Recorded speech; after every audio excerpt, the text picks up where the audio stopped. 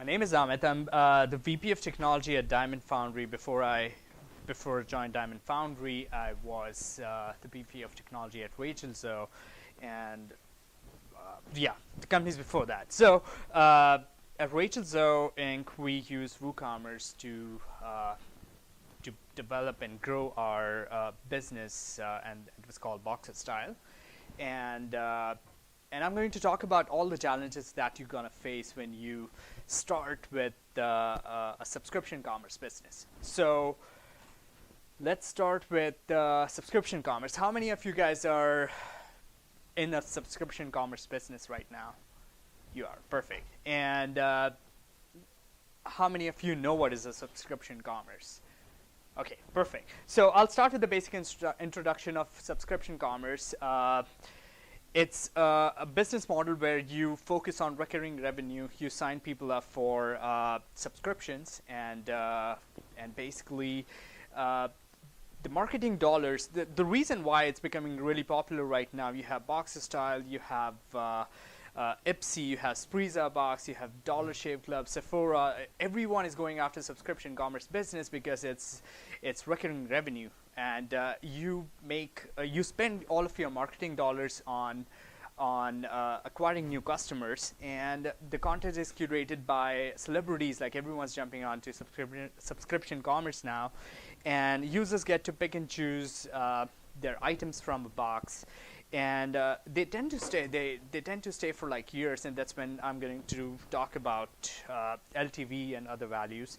And the big question now: how can you use WordPress or WooCommerce to develop a subscription commerce business and grow that subscription commerce business? So the technical challenges. Now you get a call from your CEO like, hey, I want to develop subscription commerce, and WooCommerce has the ability to do that. So it's just dropping a plugin and it's going to work out for you. It's not that easy. It requires a lot of setup, and the technical challenges are: first, you need to design a scalable system. You need to make sure that your user base can log in. They can pick and choose their contents from the box, and you can ship it on time. So at Rachel Zoe, we had 30,000 customers log into our system on a given day when we revealed our boxes, and they were picking and choosing their selectable items, and we were saving the data. We were making it ready to ship. So is your system scalable? Like, what caching plugins you're using? The session before that talked a lot about caching. Like, we were an image heavy site, so our images were loaded like pretty heavily. So we were using ImageX, we were using Fastly as the caching system to load our videos and images. We need a modular system.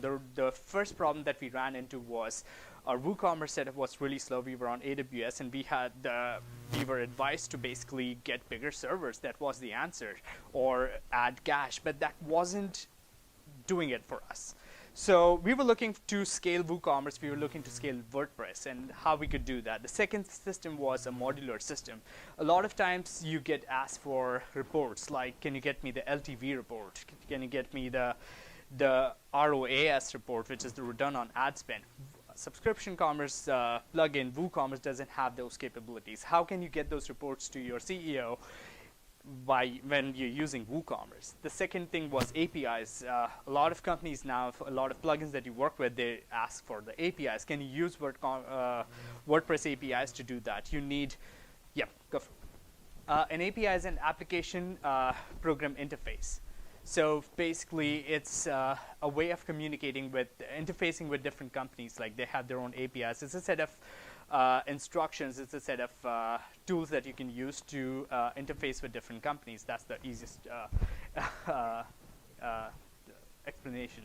A CMS, like, a lot of time your marketing team is using your tools, like your website, and they want to make changes on the fly. Can they do that? They would ask you for that. WordPress, they say, oh, it's a CMS. Can I make those changes right away?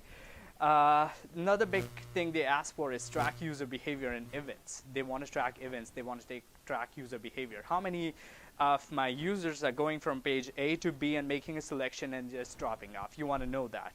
you wanted to have a gated experience, which basically means that you want to show your platinum members some data or allow them to pick and choose some contents before your gold members or before your silver members. Now, can you do that with WordPress? Is there a plugin that can help you with that? So these another one is a reporting system, like I talked about LTVs and like ROAS reports. And the last one is meaningful data analytics. When you have 30,000 customers, can you use WordPress to basically get those reports out? So these are the technical challenges. Now, the solution. So what we did was we went through a headless WordPress setup.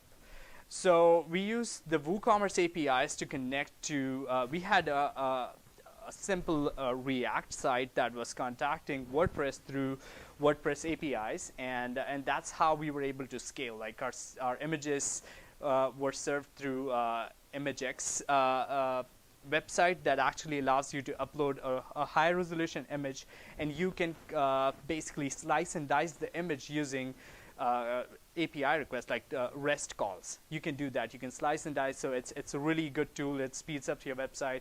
The second thing was videos. We were using Cloudinary to download the videos onto the site. And then there was this lightweight app that was basically contacting the WordPress APIs to basically make the transactions. When users were logging into their profile, they wanted to see how many orders they have placed. They wanted to see how we have an add-on marketplace, which was requested by the marketing team. So we had that, how many add-on orders have we placed.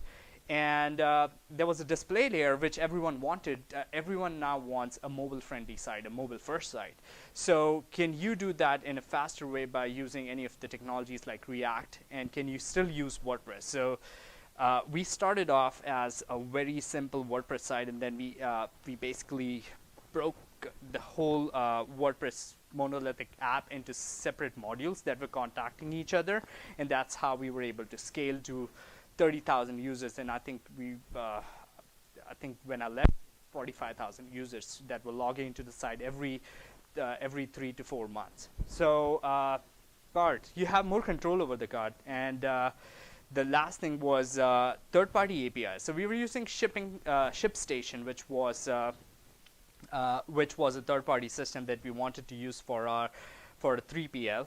So one of the big challenge was, can we send those orders can we do a dropship model where we are sending the orders to ShipStation and still fulfilling the orders? Our challenge was that when we set up the subscription commerce business, let me go back to WooCommerce. So WooCommerce has plugins like subscription and membership. Like once you have a subscription plugin that allows you to basically sell subscriptions, you can sign up a user with a subscription date, and the subscription starts from the day when they sign up. Our challenge was we wanted to bill them on a particular date, like every season. So every 3 months we wanted to override their subscription date and bill them like every 3 months, right before our launch for the new box. So we had to override that. The second thing was membership. We wanted gated experience. So the membership plugin allows you to create a gated experience. You can have gated content, you can have gated videos, and it also allows you to basically set up, a lot of different products that are only available, and add-on discounts which are only available to certain members. So you can do that. So if you get if your marketing team asks you, is like, hey, I want to have this new membership level that is only available for certain customers, and you want to give them certain discounts, you can do that pretty easily by using the membership plugin. It's different from the subscription plugin. So there will be times when you'll be confused between two, like which one to use, because they both have to work together to allow you to have a good subscription business. And they also allow you to have discount percentage. Payments, you can use PayPal, Amazon Pay, and Stripe. PayPal and Stripe is built into WooCommerce subscription plugin. So you basically, it's rightly available there. You can go in and set up your credentials, and it's readily available. They also allow guest orders. So basically, you can just like test your order system, and then you can push it up to production. Uh, Another big thing is GA. So you can have an advanced GA plugin. There will be requirements like, can I track how many users are at different stages? So you can use a GA plugin to do that. You can also use Heap, which is a pretty good system to allow you to track user behavior. Then there's another, like these two are different plugins. So pre-order was a really important plugin for us because we wanted to provide an experience where we open the box for a few members. So if you're a platinum member, you can log in and you can pick and choose your items. You get a separate experience, and then it was available for everyone else. So you can use a pre-order plugin that allows you to set up that whole experience right from scratch, like right away. It was available. The second plugin, which was really important, was product bundles. You need to install that plugin if you want to start a subscription business, because product bundle allows you to bundle a bunch of products together, and then you can set a price for that. So it's kind of like kits, where you have a select price for a particular box, and then you can apply discounts over that price that you set up for a box. And the product bundle allows you to do that. You can have different variants, and you can pick and choose like multiple variants on the box itself.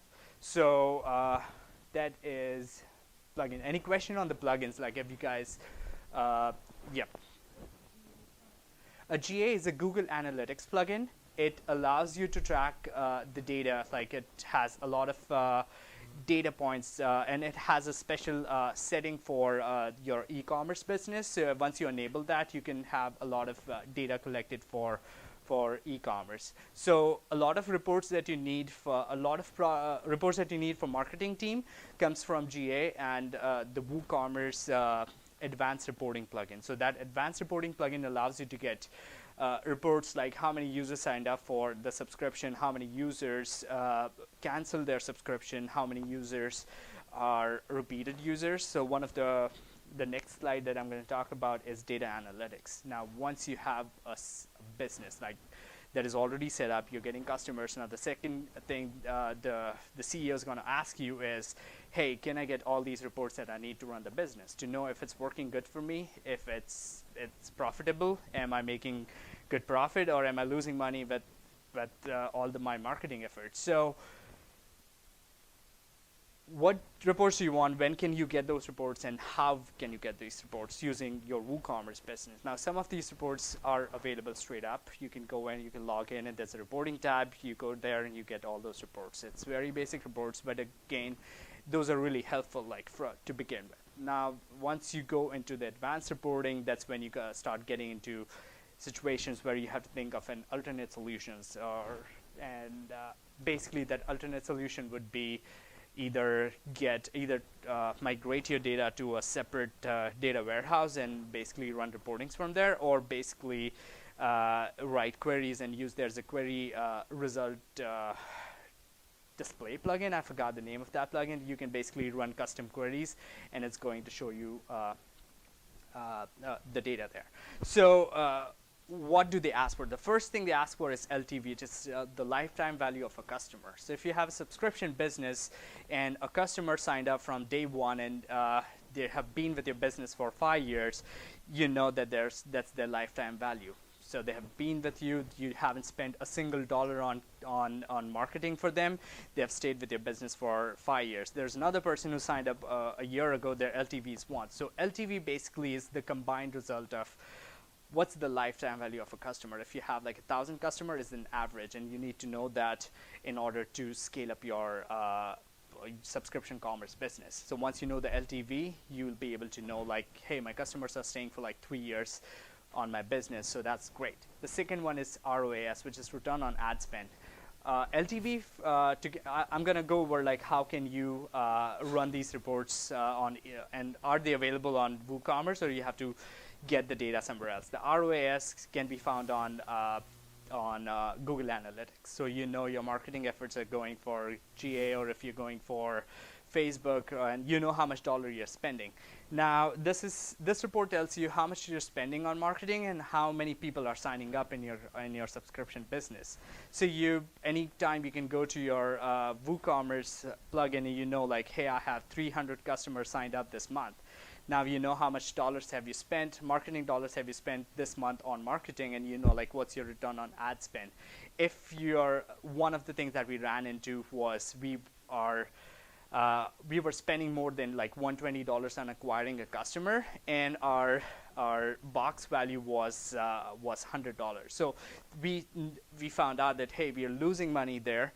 So let's make sure our ROAS is basically is more, like basically our return is more than what we are spending on marketing dollars that we're spending on acquiring more customers.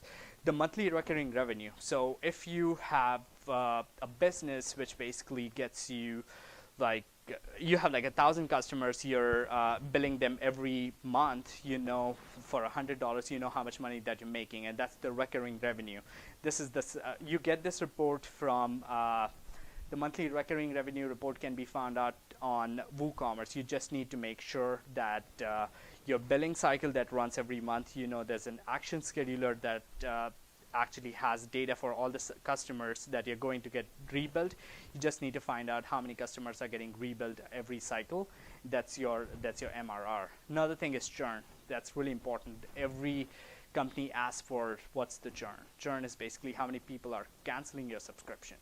You can find out that from WooCommerce. It's readily available. You know how many people are canceling.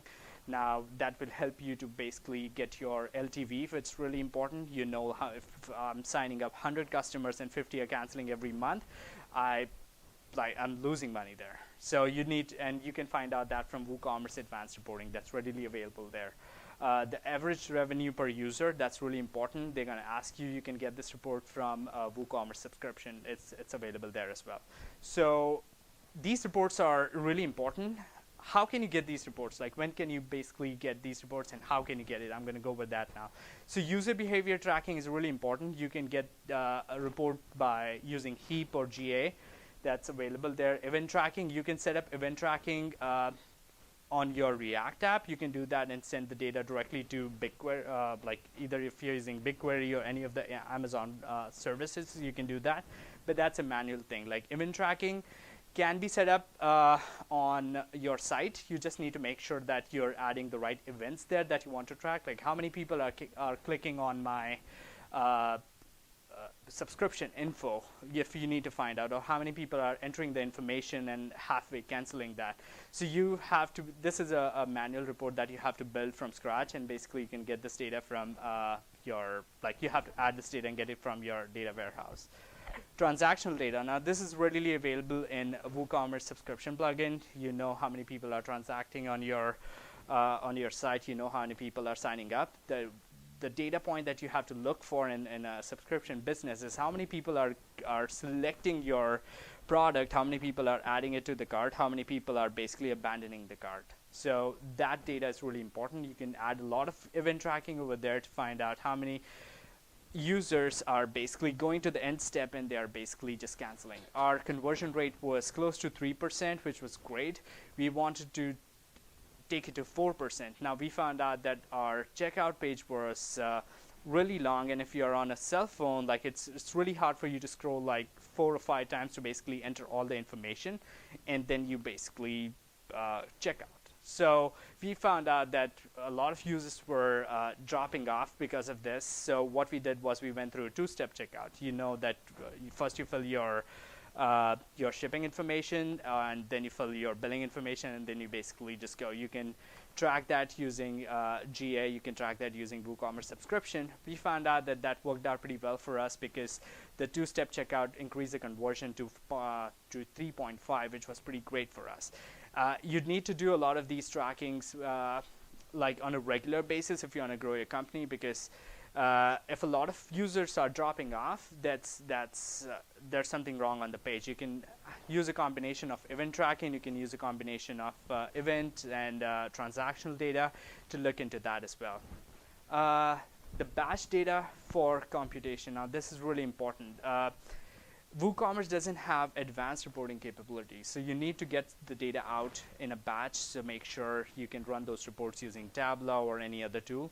To do that, you need to basically just create batches of, you need to create ETLs. You can use any of the tools like PDIs or Vertica if you're ready to spend that much money. But you can get the data out, you can analyze the data, and then you can basically just do batch data computation to basically know like where your data is, like how many users are dropping off, where your data is going, and that's really important if you want to grow your business, because that would give you more data. The second thing that helps a lot with batch data computation is to get recommendation. Like when you need recommendation engine, if you have a business where you're showing like, hey, I have these 3 products, and people who bought these 3 products also bought 6 more products. Now that's a pretty good marketing strategy. Where can you get that data? The data is available on readily available if you basically migrate your data to a warehouse, and you can run a lot of batch processing over there. So you would need that data if you want to grow your business. How? So the WooCommerce advanced reporting is available, analytics and data is available. The custom ETL and warehouse, we had to basically migrate the data from our database in WooCommerce to a data warehouse to get a lot of tracking and computation done. And that was done using custom scripts, and we were able to get the data. So you really need that. There are a bunch of plugins that allows you to provide recommendation. I'm not sure like how good they are. We had to build one from scratch to basically show what products that we wanted to show. We wanted to show people what others are buying as well, and we also wanted to do a lot of like geo-targeting, which was really important for us. So we were able to get all the data out, and then we had to do all the computation, which was not available on WooCommerce advanced reporting. So there will be times where you have to get the data out of your system, and then you have to do computation. Some of the reports are available right away. So the recap. So you have to evolve your technology stack when you're growing your company. So we went from when I joined the company, we were 10,000 users. In one season, we went from 10,000 to 15,000 users. There's like 5,000 users plus 10,000 who already stayed in the system. So 15,000 users, and when I left the company, we were 45,000 users. So you went from 10,000 to 45,000. How can you do that? What is required? And apart from marketing efforts and everything else, you need to evaluate your technology stacks. What's your page load time? That's really important. Are you serving the right images? How is your mobile experience? That's really important. Have you evaluated your site against all the mobile phone availables? Like you can use browser stack. You can use a lot of different tools available to make sure your site is rendered on the mobile in a good way. You need to invest in data analytics. Like you need to know where your users are dropping off, where your users are how many users are basically going through the whole step, and that's really important for you, because you need to understand where your users are coming from and are they buying product or not. The third thing is, and that we learned that the hard way, that before me, the solution was if you add a lot of plugins, they're going to help you a lot, and that's not right, because a lot of plugins that you have in your system are not used. You don't know if they are basically helping you or not, and you have to evaluate those plugins, like the previous presentation talked about doing a spring cleanup. You have to do that on a regular basis, otherwise your site's going to be really slow, and that's going to be an issue. Churn, it's really important. Make sure you keep an eye on churn. Make sure you keep an eye on like how many users are dropping off, and is there a reason behind that. You can use a lot of plugins available to make sure like when they cancel, you're collecting the right reasons for cancellations and things like that. And the last thing, which is really important, is keep it simple. Your site should be really user-friendly. It should be really easy for a user to go in and look what you're offering, like enter the information and buy the product. It has to be really simple. If it's not, then basically you're going to lose a lot of customers. And we had a 4-page flow where users were entering information, we were picking, choosing things, and we had 4 pages just before they actually reached the checkout page where they entered information, and then they click checkout, and then we found out that a lot of users were dropping off in these steps because they were not sure about it. they were like not getting the right information. So keep an eye on that. Use event tracking to get all the data for the users, and once you do that, it's pretty easy for you to basically grow your subscription business, and it can be done on WooCommerce. So a lot of people will talk about other tools available. I have a business from 10,000 to 45,000 users. It's doable. So WooCommerce is a great tool, and yeah, it worked out well for us. So I think this is it for me. Do you guys have any questions? Yeah. So you went over a lot really quick. Yeah.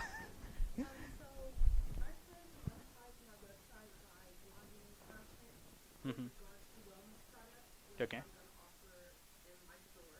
Mm-hmm. And I also am running as a subscription or a referral service Mm-hmm. based on subscriptions for wellness providers. Okay. So I want to know about WooCommerce versus membership, if you know anything about that, and then how that would relate, how running WooCommerce on my site will help me with actual physical products and the service that I'm providing. Okay. So basically, WooCommerce will allow you to run your transactions, and you can basically do the fulfillment for the physical product using your shipment provider. For content, you can use a membership plugin to basically have the gated content that you need. WooCommerce will, and you also wanted to run the subscription business.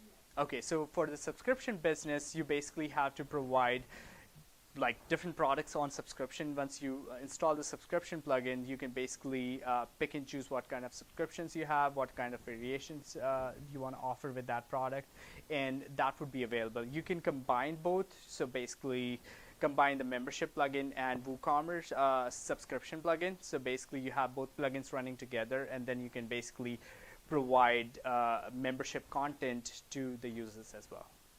Yeah, so that is available. You can do that together. Yep. Yep. Any more questions? No. Yep. Question. You had mentioned the custom analytics reporting Yeah. system that you wanted to build in. Yeah. There is useful data in the WooCommerce reports, and they are rebuilding that right Yeah. now, so there's going to be more cool stuff. Yep. But Okay. fast, yeah. Amazing. And the performance improvements too, the data stuff, yeah. Yep. Good performance. So the plugin that comes to mind is Meta. Okay. Because that is, it's not, I haven't personally used it, but I really want to get them. That's kind Okay. of easy. Okay. Okay. So did you guys get a chance to try that? Or We didn't. No. No. We went through the different round of using ETLs to basically get the data out, and then we can run like a lot of reporting there. But yeah, Ventric is. I'm gonna evaluate that. WooCommerce Yeah. is ever changing. So Yeah. It's a little hard to, like, if you're rewinding your project and some of those Yeah. requirements back 6 months, the solution would have been different. Yeah. Than it is today. So Yeah. yeah. Great. Yeah. Great presentation. Incredible amount of knowledge. Mhm. Like some of those slides that had multiple bullets, each one of those bullets is in a table. Yep. Would you, I know a lot of people are typing like that, take pictures of the screen or whatnot. Would you supply URLs? Yes. Pick up the slides? Yeah. So I'll provide my slides after the presentation as well. Yep. And hats off to our stenographer. She was keeping up with it. Yeah. It was amazing. Oh, thank you. Yeah. But I'm available if you have any questions. If you want to go over the slides as well, like I'm available. Yep. Perfect. Yep.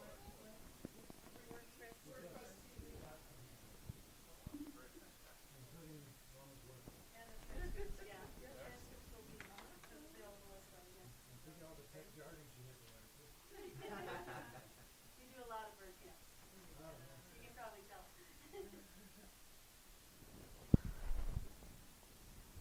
Great. I think that's it. If you guys want to reach out to me, I'm available on LinkedIn. I can talk to you guys about subscription I've done. Oh, yeah. So great. Yeah. I'm sorry.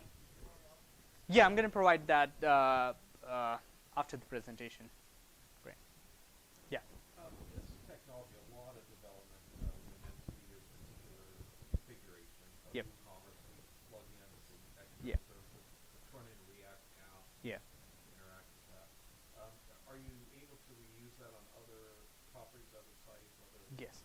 So one of the reasons we had to choose a modular approach, one of the reasons we had to use the modular approach was that we wanted to make sure that one, we can use any other technology. We're not tied to that one app that was doing everything for us, like WordPress. Like we had our customer service log into WordPress and do a lot of things. We had our marketing doing a lot of things. We had our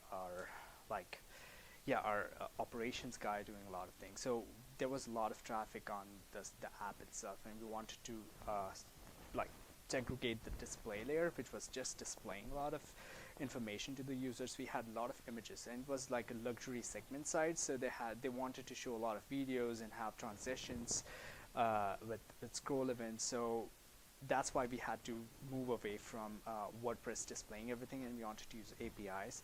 One thing that the second reason we had to take another step from WooCommerce was to create this data system, where data analytics, where we are like, hey, wait a second, we can send the data outside and then we can analyze the data.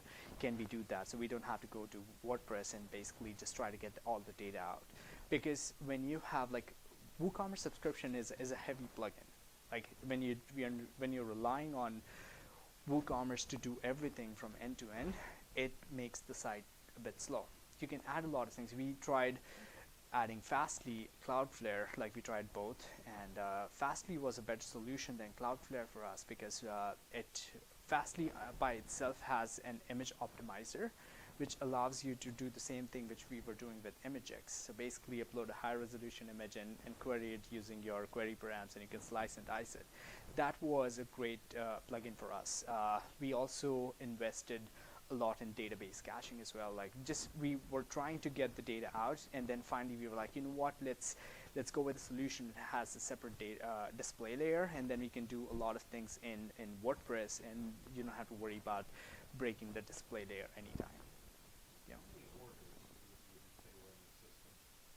How many orders? And they don't have to be exact. Yeah. I would say they were in like 500,000 to 600,000 orders. I would say 500,000 to 600,000 orders. The reason, we also thought of cleaning up our canceled orders, like all the cancellations that happened. Like the question was, do we keep the cancellation, the data that for the people who already canceled? And that was another reason to take the data out of WordPress, because you're like, wait a second, we can take this data out, clean up WordPress, so keep only active users and active orders in WordPress, and just use the other system to do all the calculation related to churn and what happened, and then reach out. And we had a reach out program where customer service was reaching out to these guys like, hey, do you want to sign up again?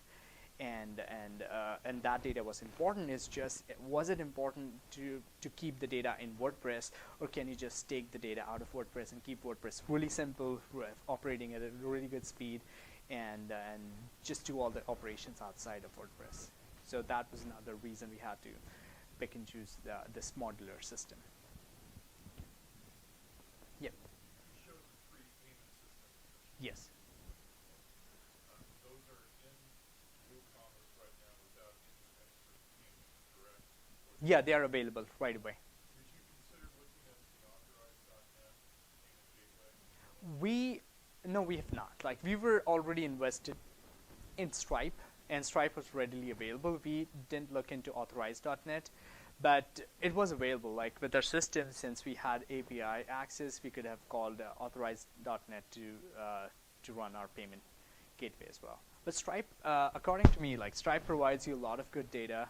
You basically can do a lot of, you get a lot of information. You can do a lot of reporting there as well. So Stripe worked out pretty well for us. But yeah, you could do that. Yeah, We use Prime Gateway and we use PayPal. PayPal and Stripe is available.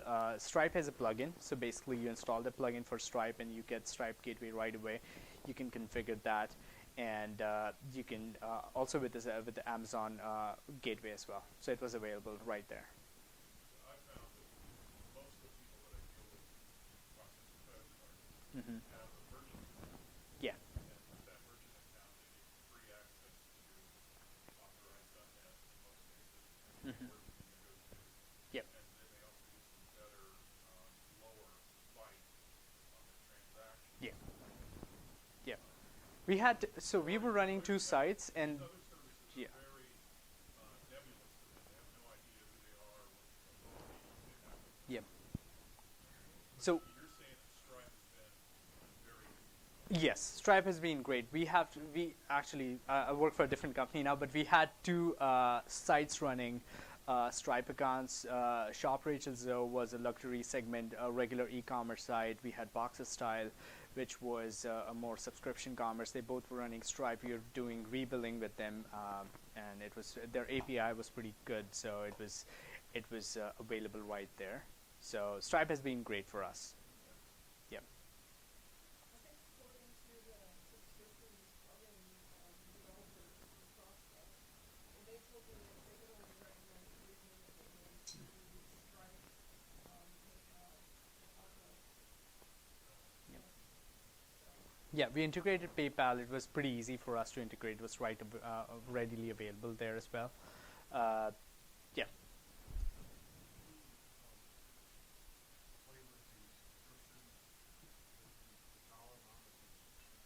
We did, yes. So we instead of playing with the subscription dollar amount, because we knew that like we had 20,000 or 30,000 customers, if we changed the dollar amount for a subscription, they would basically they would call in, they would cancel. We saw this, that they were canceling and coming back again to get some starter discount and things like that. So we played with the length of subscription.